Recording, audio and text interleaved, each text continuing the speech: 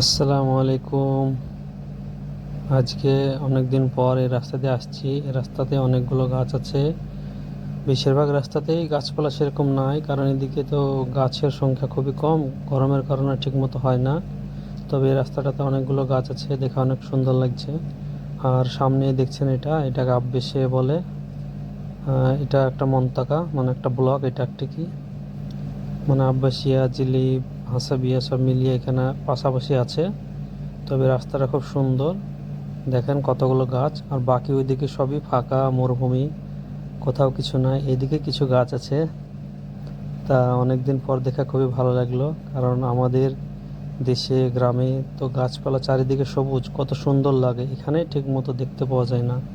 তবে এই রাস্তাটাতে কিছু আছে, কিছু গাছ আছে আর কি, মানে খুবই সুন্দর লাগলো, সেই কারণে ব্লগটা বানানো।